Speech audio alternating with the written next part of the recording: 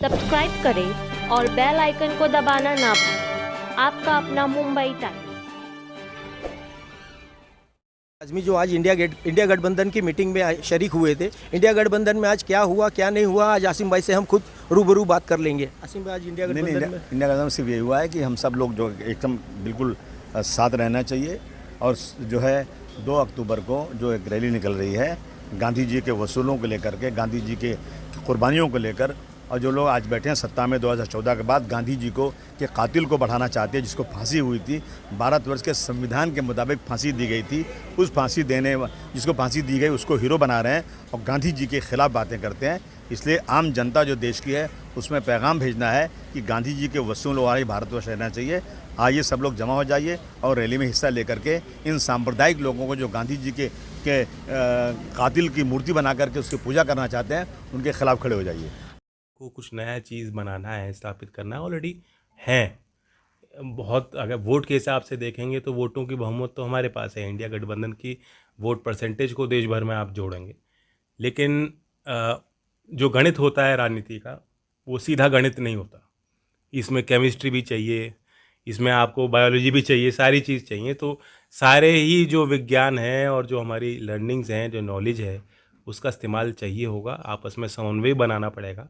बिल्कुल ठीक कह रहे हैं, इतना आसान नहीं होता। इतने अलग अलग संगठन अलग अलग दिशाओं में भी चलते हैं, लेकिन यही देश की खूबसूरती है।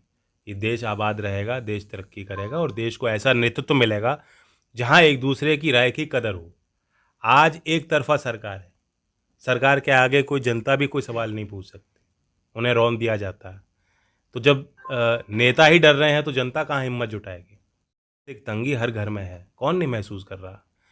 सबको बुरा लगा कि एक तरफ हमारे जवान शहीद हो रहे हैं और दूसरी तरफ तो सबसे बड़ी देश की पार्टी और दुनिया की सबसे बड़ी पार्टी अपने आप को कहती है, वो अपने केंद्रीय कार्यालय पर जश्न मना रही थी। G20 का जश्न मनाया जा रहा था। इतनी तो इज्जत उनको भी रखनी चाहिए थी कि देश के ये इतनी बड़ी कुर्बानी जिन्होंने दी है उनका सम्मान रखा जाता है। उस तारीख पे वो ऐसा जश्न नहीं करना था हमको। लेकिन कोई सवाल आज नहीं कर पा रहा, क्योंकि इतनी बड़ी बहुमत लोगों ने दे दी है और इस तरह से वो डोमिनेट कर रहे हैं। तो संतुलन आएगा। लोग बहुत जागरूक हैं। आखिरकार मतदाता को फैसला लेना है, किसी की कोई मजबूरी नहीं है। अच्छे नेतृत्व को पहचान कर उसे बढ़ाएंगे लोग।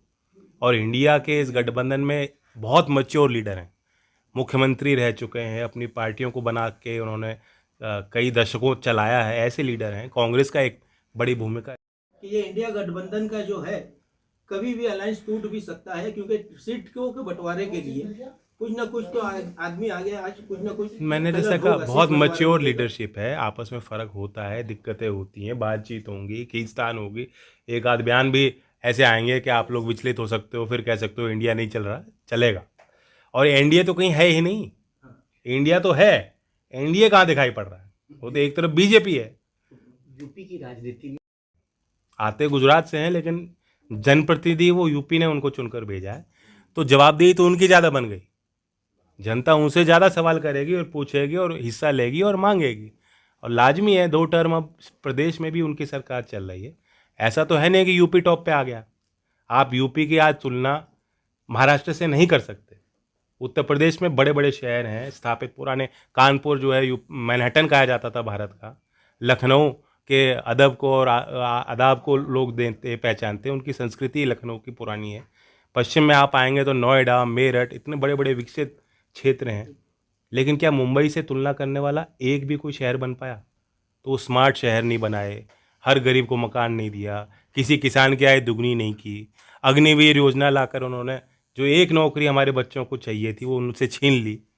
तो उत्तर प्रदेश की जनता ये सवाल भी करेगी और इसलिए परिवर्तन होगा। 2024 में अच्छे परिणाम आएंगे। उसके बारे में बहुत सारे वीडियो वायरल हुए थे, उसके बारे में आप कुछ नजर डालिए। नहीं, मैंने डाली ना, मैंने ट्वीट भी किया उसके ऊपर, मैंने प्रेस में स्टेटमेंट भेजा है। और मैं हमारे मुख्यमंत्री से और उप मुख्यमंत्री से कहना चाहता हूँ कि महाराष्ट्र में रहकर महाराष्ट्रियों को घर नहीं मिले, ये बहुत लज्जा की बात है। इस पर आप एक्शन लीजिए। भाई, इंडिया गठबंधन की जो मीटिंग हुई थी उसमें यही तय पाया गया कि जो 2 अक्टूबर को गांधी जयंती के दिन पे जो प्रोग्राम करने वाले हैं वो सब एकजुट हो गए, एक रैली निकालने की तैयारी कर रहे हैं। वो जो 2 अक्टूबर को रैली निकालेंगे उसमें उन्होंने सबको शरीक होने के लिए कहा है और उसने साफ एक बयान ये भी जारी कर दिया है कि जो फ़िरका परस्त लोग हैं, जो गांधी जी के पुतले के ऊपर गांधी जी जयंती वाले दिन गोली चलाते हैं और उनके ऊपर मिठाई तकसीम करते हैं, उन लोगों के ऊपर एक मुंह तमाचा रहेगा।